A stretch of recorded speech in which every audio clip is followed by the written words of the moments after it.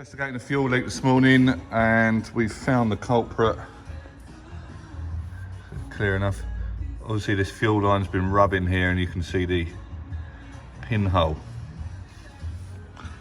Fuel line goes straight into the rail here. Unfortunately, there isn't a join.